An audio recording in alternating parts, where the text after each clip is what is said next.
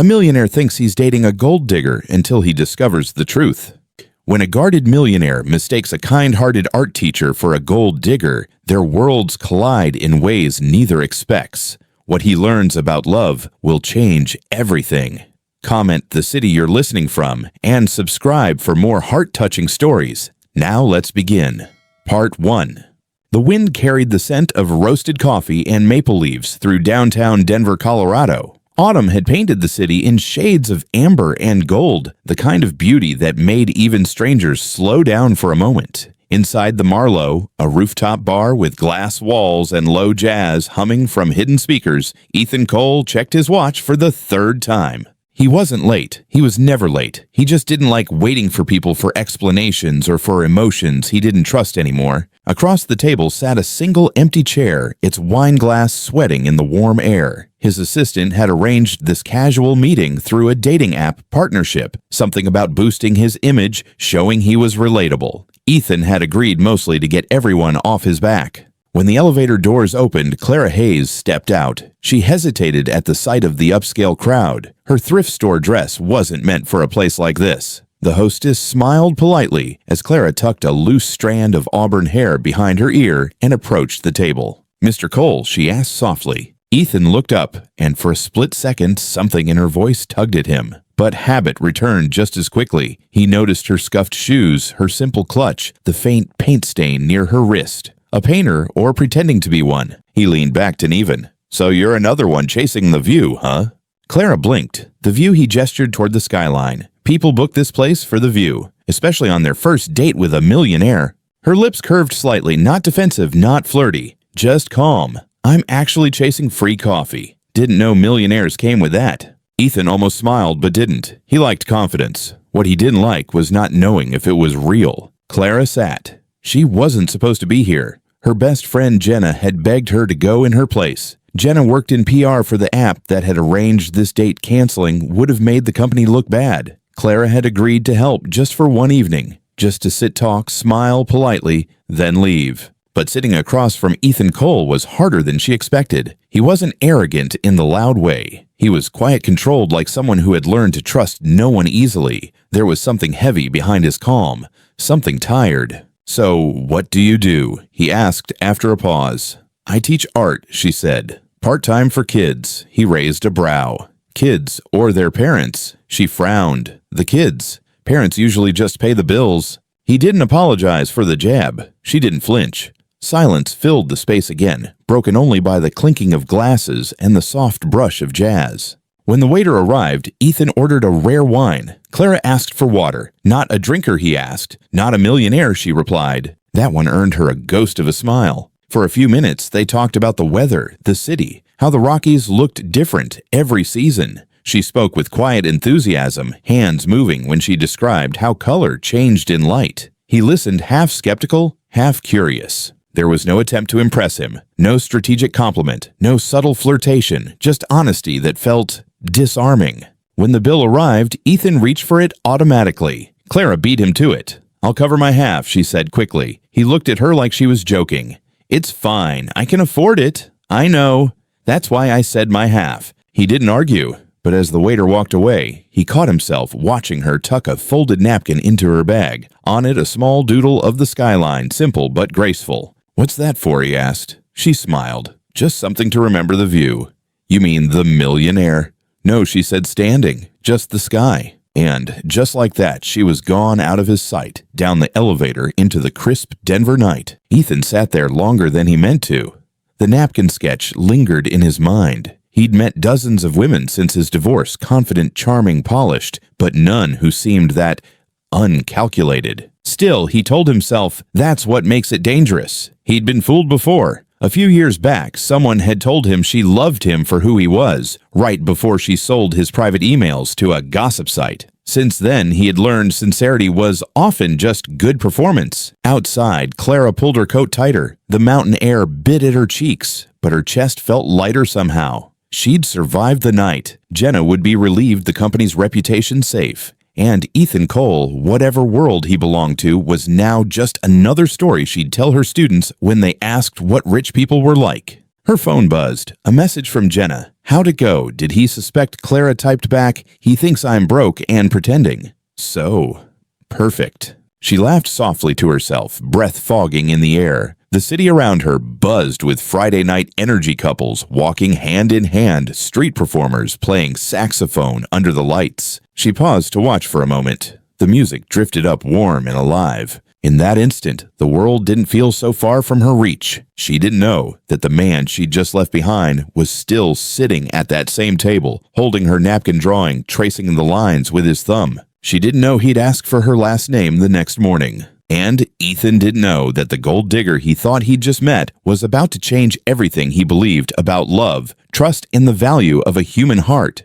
The first snow came earlier than usual that year, in Denver, soft flakes drifting down like quiet confessions. A week had passed since the awkward rooftop date, and Ethan Cole had almost convinced himself to forget it. Almost. The napkin sketch still sat on his desk, half hidden beneath a stack of investor reports. Every time he reached for a pen, his eyes caught those pencil lines, simple, honest, strangely alive. He'd told himself he didn't care who she was, but something about the drawing refused to fade. That afternoon, Ethan left work early to pick up his 6-year-old daughter Sophie from her new art class. His mother had insisted on enrolling her, said it might help her open up again. Ever since Sophie's mother moved out 2 years ago, the little girl barely spoke above a whisper. Ethan parked his Tesla outside the Westfield Community Arts Center, a converted brick warehouse with murals covering its walls. Inside, laughter and the smell of tempera paint filled the air. He stopped at the doorway and his breath caught. Standing at the front of the class, hair tied in a messy bun, paint smudged on her wrist, was Clara Hayes. She was kneeling beside a table of kids, helping them mix colors. Sophie sat there, brows furrowed, trying to paint a house, but ending up with a rainbow. Clara leaned closer, smiling. "It doesn't have to be perfect, kiddo," she said softly. "Just honest." Sophie giggled, the kind of sound Ethan hadn't heard in months. Clara looked up, then mid-smile, and froze when she saw him in the doorway. The brush in her hand hovered mid-air. Ethan's jaw tightened. For a moment, neither spoke. Finally, Clara wiped her hands on a paper towel and walked over. "Mr. Cole," she said, keeping her voice steady. "Small world, huh?" He crossed his arms. "Apparently, I didn't know teaching art to kids was part of your side hustle." The jab stung, but she didn't show it. "It's not a hustle, it's what I do." Ethan looked past her, toward Sophie, who was proudly showing another child her rainbow. "She seems happy," he murmured. "That's kind of the point," Clara said, her tone softening. "Sometimes kids just need a safe place to be messy." Something in that sentence tugged at him. Maybe because he'd been trying so hard to make life neat again for Sophie, for himself, that he'd forgotten how healing a little mess could be. "I didn't know she was your daughter," Clara added quietly. "I didn't know you worked here," he replied. They stood in silence, the sounds of children's laughter echoing around them like music neither knew the words to. After class, Sophie ran toward him, her tiny hands covered in blue paint. "Daddy, look, Miss Clara helped me make a rainbow, and she said, rainbows mean new beginnings." Clara chuckled. That's one way to explain it. Ethan watched as Sophie hugged her teacher without hesitation. The little girl who'd spent months hiding behind screens was now holding someone's hand, smiling. Something shifted in him, a mix of gratitude and discomfort. He didn't like being surprised, especially not by the same woman who had somehow cracked open his carefully built walls. When the other kids left, Ethan lingered near the doorway. "You're good with her," he said. Clara shrugged. "Kids are easier. They don't judge by titles." That one landed. Ethan exhaled, gaze drifting toward the art supplies scattered on the table brushes, palettes, half-finished sketches. "She mentioned you told her rainbows mean new beginnings," he said. Clara nodded. "When colors mix, they don't fight for space. They blend. They make something new. Adults could learn a lot from that." Her words hung in the air longer than they should have. Ethan cleared his throat. "Would you let me pay for her classes? Consider it appreciation." She shook her head. "You already did. You showed up." He stared at her for a moment, unsure how to respond. No one turned down his money, not investors, not colleagues, not friends. But this woman did, with a calmness that made his chest ache in ways he didn't understand. Outside, the snow had started again, swirling under the glow of streetlights. Clara zipped her coat, slinging a worn canvas tote over her shoulder. "Well," she said with a small smile, "thanks for not firing me for teaching your daughter bad metaphors." Ethan almost smiled back. "I'll think about it." As she walked past him, he caught the faint scent of acrylic paint and coffee. It lingered subtle but unforgettable. He turned toward Sophie, who was tugging on his sleeve. "Can Miss Clara come to my birthday party?" He hesitated. "We'll see, sweetheart." But as they stepped outside into the falling snow, Ethan found himself looking back through the glass wall. Clara was wiping paint off tables, humming quietly, unaware he was still watching. For the first time in a long while, the silence between father and daughter didn't feel heavy. Sophie hummed the same tune as her teacher all the way to the car. That night, after putting Sophie to bed, Ethan poured himself a glass of water and sat at his desk. The napkin drawing was still there. Beside it now lay a new one, Sophie's rainbow, still wet edges curling. Two sketches side by side, one drawn by a woman who confused him, one painted by a child who trusted her completely. He leaned back staring at both until the lines blurred together. Maybe he thought this wasn't coincidence. Maybe this was the universe asking him to look again to see beyond what money could buy, beyond what pride could protect. But old habits die hard. As he turned off the lamp, Ethan whispered to the empty room, "Don't start something you can't finish." He didn't know the story had already begun. Winter settled over Denver like a quiet lullaby. The city glowed under strings of white light store windows dressed in holiday reds and golds. It was the kind of season that made people remember. Some remembered joy, others the ache of what used to be. For Ethan Cole, it meant longer nights at the office and shorter evenings at home. But lately, there was a small interruption in his routine, an art class at the Westfield Community Center every Thursday, where his daughter Sophie laughed again, and where Clara Hayes taught. He didn't plan to stay every time. He told himself he was just waiting for Sophie, scrolling through emails, answering investor calls, but somehow he always ended up watching Clara move through the room with an ease he envied. Watching how Sophie looked at her with trust. Watching the way his own heart reacted in ways he hadn't allowed for years. One evening, snow began to fall just as class ended. The kids rushed outside to catch flakes on their tongues, their laughter echoing across the parking lot. Clara locked up the art room, carrying a box of paintbrushes to her old blue hatchback. Ethan was leaning against his SUV, hands in his coat pockets. "You shouldn't be out here this late," he said. "The roads are slick." She smirked. "I could say the same thing, Mr. Cole." He hesitated before offering, "Let me give you a ride." Clara hesitated, then nodded. "Fine, but I'm picking the music." Minutes later, her fingers were tapping the rhythm of a soft indie song playing through his car speakers. The wipers brushed away the falling snow, Denver's lights reflecting off the windshield like scattered stars. "It's funny," Clara said quietly, staring out the window. "You'd think millionaires drive in silence." He chuckled. "You'd be surprised how loud silence can get." She looked at him, then really looked. Beneath the polished exterior, the perfect suit, the calm voice, she saw exhaustion. A man who had everything except peace. They pulled up in front of her small apartment complex. Before she got out, she turned to him. "You're good at pretending not to care," she said softly. "And you're good at assuming things you can't prove," he countered. Her smile widened just slightly. "Maybe we're both bad at hiding." That night, after she went inside, Ethan sat in the car longer than he should have, watching the light in her window flick on. He didn't understand it, but for the first time in years, he didn't mind not understanding. Days turned into weeks. Snow deepened, and so did something else. Ethan started stopping by the art center on weekends, sometimes bringing donuts for the kids. Clara teased him about ruining their appetite. He teased her about her coffee addiction. Once during a messy craft project, Sophie accidentally splattered paint across Ethan's expensive shirt. He froze, but Clara laughed a full, unfiltered laugh that filled the room. "It's just color," she said, dabbing at his sleeve with a napkin. "A little imperfection never hurt anyone." Ethan looked down at her hand, brushing his arm, and for the first time in a long time, he didn't feel the need to be perfect either. Later that month, the art center hosted a winter showcase. Parents filled the small gymnasium sipping hot cocoa while kids showed off their work. Ethan stood in the back quietly observing. Sophie led him to a display board covered in drawings. In the center was a watercolor painting, a house under a rainbow. "That's ours," she said proudly. "Miss Clara helped me." Clara approached, cheeks flushed from running around. She said she wanted to paint her safe place. Clara explained. "Looks like you made the cut." Ethan stared at the paper, at the little details, his dark hair, Sophie's bright smile, and beside them a woman with auburn hair holding their hands. He swallowed hard. She included you, he said quietly.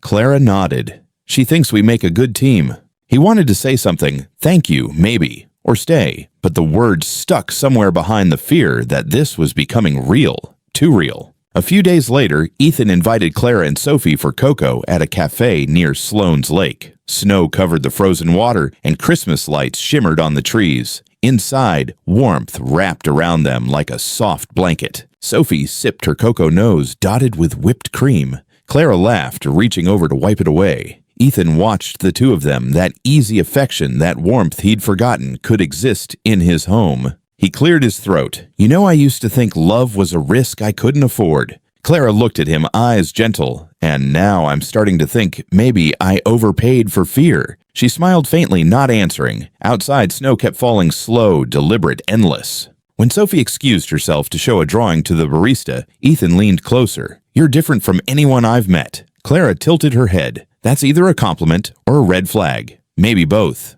They laughed quietly, the kind of laughter that says too much without saying anything at all. That night, as Clara walked home, her phone buzzed. A text from Ethan. Thank you for the cocoa, and the silence that somehow felt less empty tonight. She smiled, typing back, silence is easier when it's shared. And though she didn't know it, Ethan read that message 3 times before turning off his phone. He didn't sleep much that night, his mind replaying every small thing, her laugh, her words, the way Sophie looked happier around her. For years, his world had been made of logic schedules, profit, and control. But now, one art teacher with paint on her sleeves had walked in and rewritten all the rules. The next morning, snow covered everything in Denver, a clean white slate. Sophie burst into his office, holding her tablet. Daddy, look, Miss Clara sent this picture. On the screen was a photo of the class project, a mural of handprints forming a giant heart. In the center, written in Clara's careful handwriting, were the words, "What we create together lasts longer than what we build alone."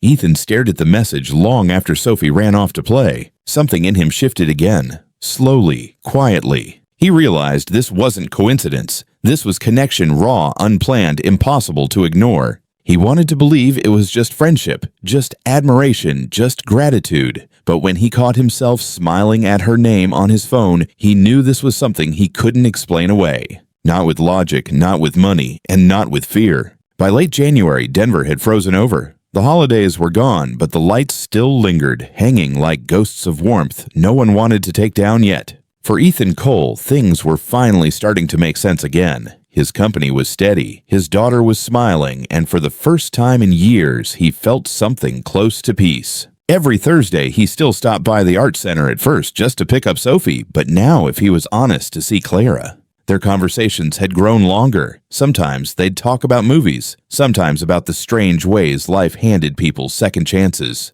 Once he'd even laughed so hard he forgot the sound of his own laugh used to feel foreign. He didn't know what to call what was happening. He only knew that when Clara smiled, the world felt possible. Then came the article. It appeared on a Monday morning halfway between his first espresso and his second meeting. A headline in the mile-high ledger screamed across his phone screen.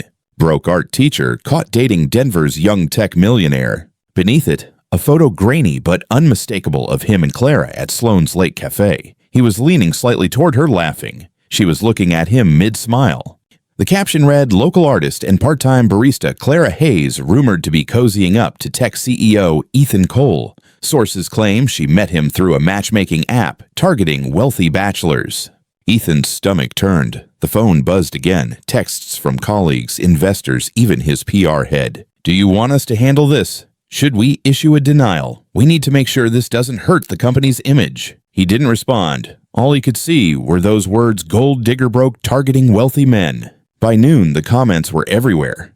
Of course, they always find a way to the money. Classic setup. Teacher by day, gold digger by night. That afternoon, he showed up at the art center. The sky was gray snow threatening to fall. He found Clara packing up brushes after class, her hair falling loose around her face. She looked up surprised but smiling. Ethan, she said softly. Hey, what? He held up his phone. You've seen it.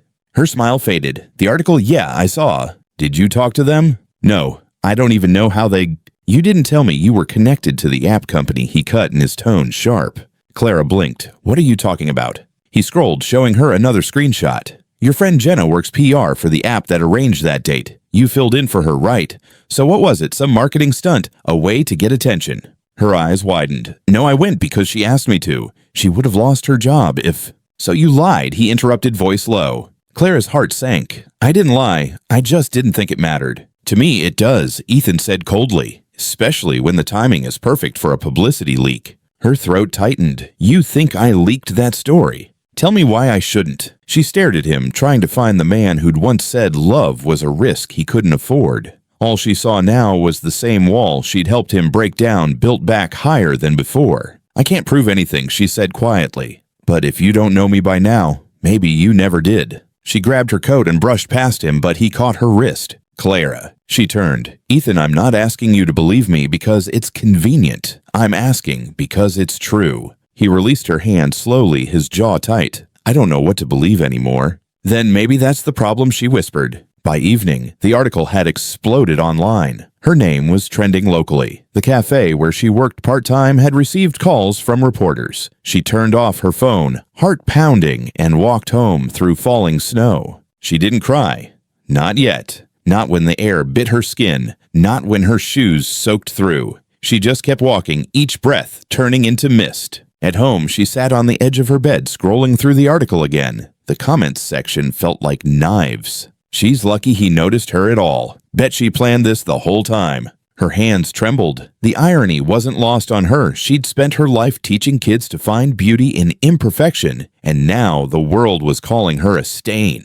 2 days later, she was called into the cafe manager's office. "I'm sorry, Clara," he said, avoiding her eyes. "Customers have been uncomfortable. We just can't have the attention right now." She nodded, forcing a smile. "It's okay. I get it." But when she stepped outside, her breath hitched. The street looked the same, but nothing felt familiar anymore. Meanwhile, Ethan sat alone in his glass-walled office, downtown Denver's skyline stretching out like a frozen ocean. The napkin sketch still lay beside his computer. He picked it up, tracing the lines again. For the first time, they looked different. Less like art, more like evidence. His assistant knocked. "Sir, I found out something about the article. The photos came from someone who worked at the cafe that night, probably sold them to the paper." Ethan froze. So she didn't leak it. "No, sir, doesn't seem that way." But it was too late. He'd already broken something that might never be fixed. That night, he called her. The line went straight to voicemail. He typed a message instead. "Clara, I'm sorry. I shouldn't have doubted you. Can we talk?" No response. He sent another please. "Sophie keeps asking about you."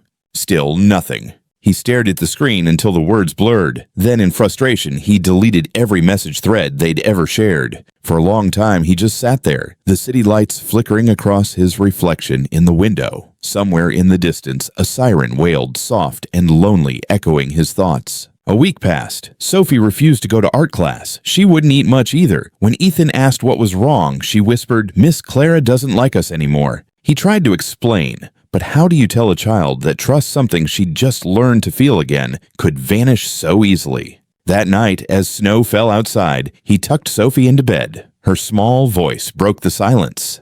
"Daddy, when people say bad things about someone, does that make them true?"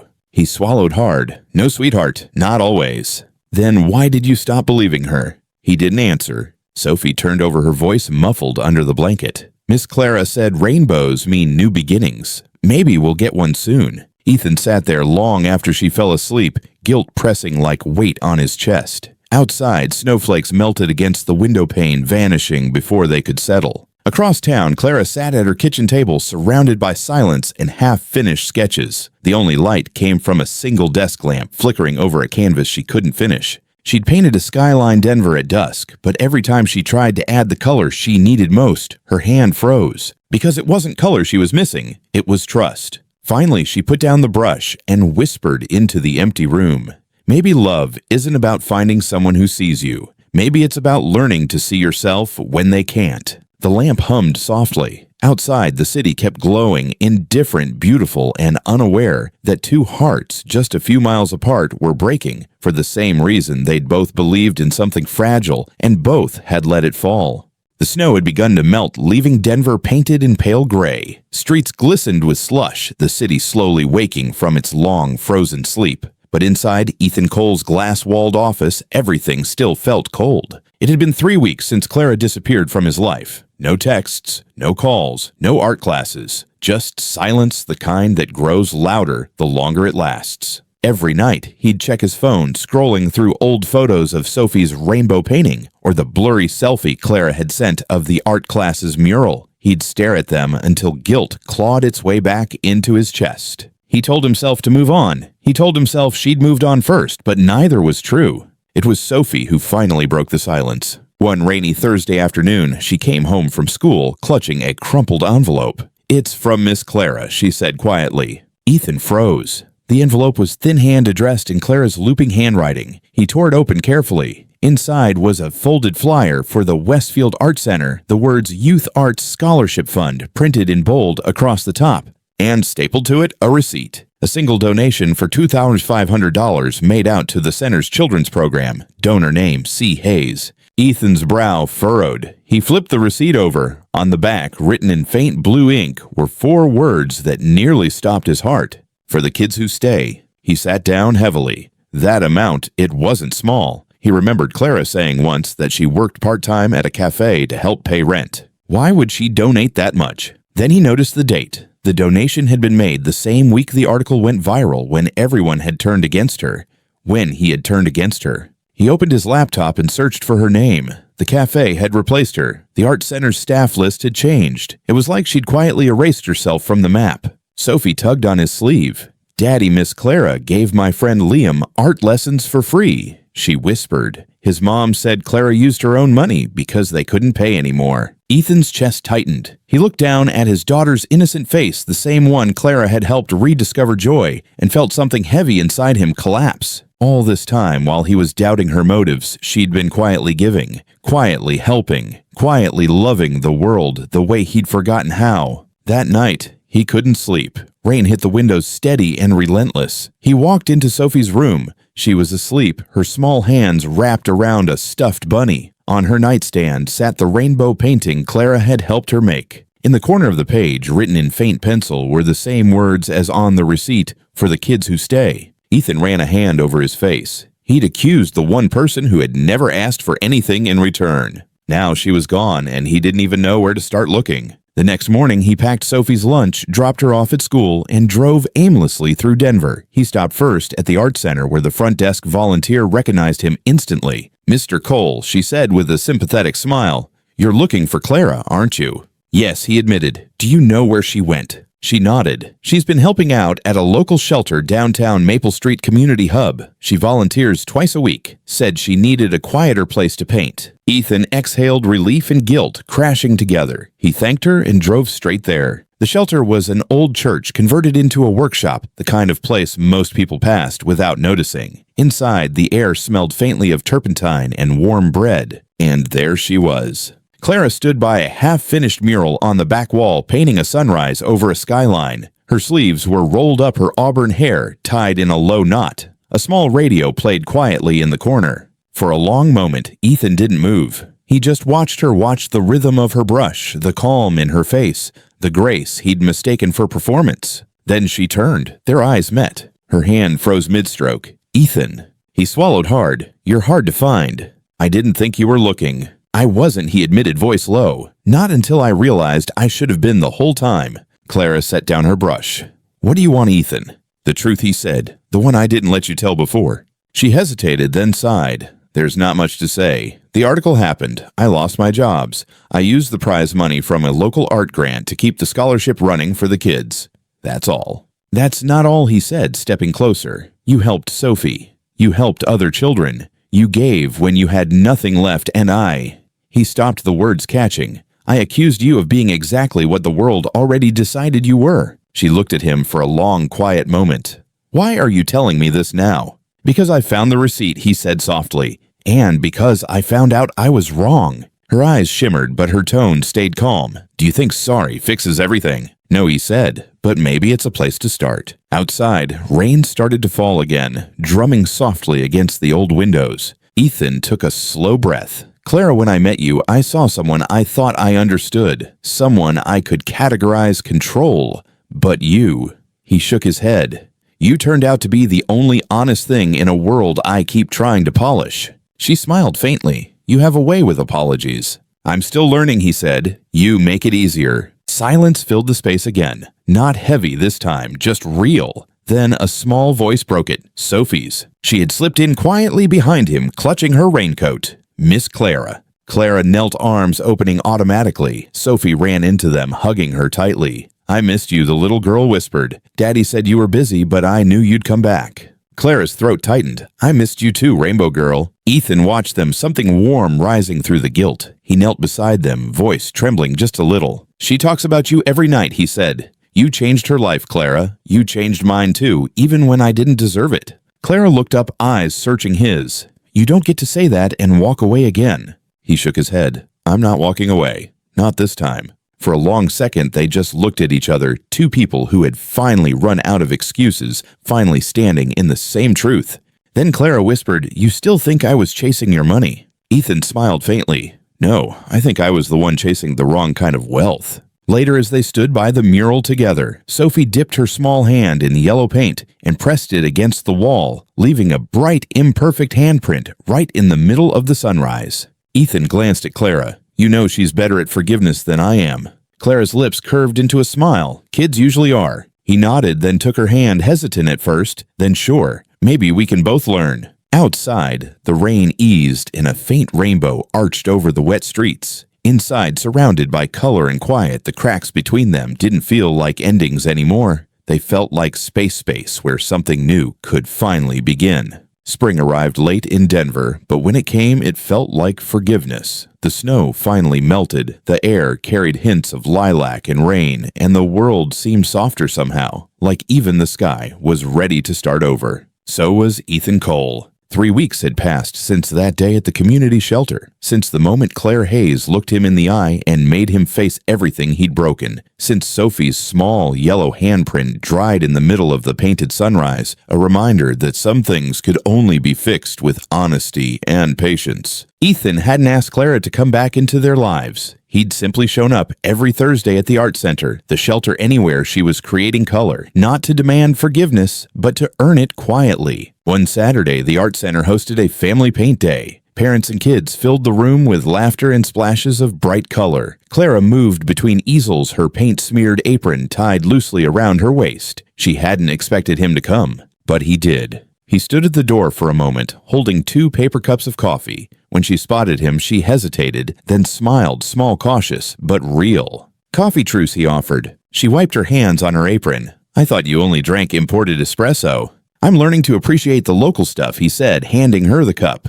It was such a simple thing, coffee between 2 people who had once stopped trusting each other, but it felt like the start of something new. Not grand, not dramatic, just honest. Later, as the room buzzed with chatter, Ethan sat beside Sophie, helping her mix colors on her palette. He wasn't great at it, his blues kept turning gray, but Sophie giggled anyway. Daddy, you're making a storm, she teased. Maybe I'm painting the past, he said softly, glancing toward Clara. She was crouched beside a child across the room, helping him paint the outline of a tree. Her voice carried across the noise, steady, calm, warm. When their eyes met, Ethan smiled a quiet acknowledgement of everything they'd endured to reach this fragile piece. After class, Clara was cleaning brushes at the sink when Ethan approached. You're a natural at this, she said. You even got Sophie to paint clouds instead of superheroes. He chuckled. Small miracles. They stood in comfortable silence for a moment. Then he reached into his jacket and pulled out a small frame picture. Inside was the mural from the shelter, the sunrise, the skyline, and right in the center, Sophie's yellow handprint. I had it printed, he said. Sophie wanted it in her room. Clara's eyes softened. She's the heart of all this, you know, the reason any of it makes sense. Ethan nodded. She told me rainbows mean new beginnings. I used to think that was just something you said to make her smile. He paused, voice lowering. Now I think it's the truest thing I've ever heard. Clara looked at him carefully, as if weighing the distance between what they were and what they could be. You hurt me, Ethan, she said finally. Not accusingly, just honest. I know, he said quietly, and I don't expect you to forget. But if you'll let me, I want to prove that love doesn't have to be perfect to be real. She studied him for a moment, then took a deep breath. You know, forgiveness isn't a switch you flip. I'm not asking for that, he said. Just the chance to show up, to stay. Her gaze dropped to his hand, steady, patient waiting, and for the first time she reached for it. "Okay," she whispered, "then stay." Outside, the clouds were thinning. The late afternoon light poured through the tall windows, catching in her hair, reflecting off the wet pavement outside. It felt cinematic, like a scene they didn't realize they'd been writing all along. Sophie ran up holding her new painting, a family of 3 standing under a rainbow. "Look," she beamed, "it's us." Clara smiled, her voice thick with warmth. "It's beautiful, Sophie." Ethan glanced at the picture, then at Clara. "You know she's getting pretty good at this." "She had good teachers," Clara replied, her eyes meeting his. For the first time since everything fell apart, laughter came easily. The heaviness lifted, replaced by something quieter but stronger, trust rebuilt in tiny pieces. That evening, as the city lights flickered on, Ethan drove Clara and Sophie home. They didn't talk much, but the silence between them wasn't awkward anymore. It was peaceful, like a song without words. At her apartment, Clara turned to him.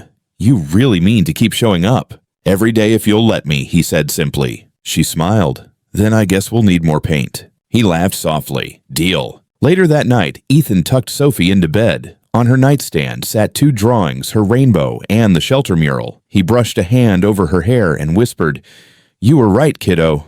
New beginnings really do look like rainbows." And in another part of the city, Clara sat by her window, the framed sunrise Ethan had given her resting beside her. Outside, the lights of Denver shimmered like promises, imperfect but real. For the first time in months, she picked up her brush again, and as the first stroke of color touched the canvas, she smiled, whispering to herself, "Maybe this time the art won't just heal others.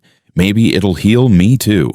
A year passed. Denver woke to another autumn morning, the air crisp, the mountains dusted with early snow, and the city alive under a golden sunrise. The world had changed in small ways, quiet ways, but for Ethan Cole, the change was everything. He parked his car outside a modest brick building downtown. On the window hung a new sign painted in soft brushstrokes, Clara Hayes Art Studio and Community Gallery. Inside, children's laughter echoed. Color filled every wall, drawings, paintings, murals, each one a story told in shades of hope. Ethan stepped inside his daughter Sophie, skipping ahead of him, a bundle of energy in a bright yellow scarf. "Daddy, hurry, Miss Clara's waiting." He smiled, following her through the small crowd gathered for the studio's opening day. Friends, parents, students, people whose lives Clara had quietly touched, all stood around, admiring her work. And there she was. Clara stood near the front, adjusting a frame on the wall. Her auburn hair caught the light, her eyes calm and certain. She turned just as he approached. "You made it," she said, smiling softly. "Wouldn't miss it," he replied. The main piece hung at the center of the room. It was large, vibrant, and alive, titled The Gold Digger. People whispered, intrigued by the name. The painting showed a woman kneeling in a city garden, her hands covered in soil, planting wildflowers in rusted tin cans. Behind her, skyscrapers towered, their gray reflections softening under the bloom of color she'd sown. At the bottom, written in delicate white letters, were the words, "Not digging for gold, digging for grace." Ethan stood quietly, taking it in. "That title," he murmured. "You knew what people would think." Clara nodded. "I did, but I also knew what I meant." He smiled faintly. "You turned their insult into your art." She shrugged gently. "Maybe. Or maybe I just stopped trying to prove my worth to people who couldn't see it." Her words hit him like sunlight, warm and humbling. Sophie tugged his sleeve. "Daddy, look, my rainbow's on the wall." And there it was, framed beside the mural photo from the shelter. The bright little rainbow she had painted a year ago, the one Clara helped her finish. Ethan crouched beside her. "It's beautiful, sweetheart." Sophie grinned. "Miss Clara said it belongs here. She said it started everything." Ethan looked up at Clara, his voice soft. "She's right." Later, as the guests mingled, Ethan and Clara stepped outside for some air. The city stretched before them, rooftops gleaming under the afternoon sun.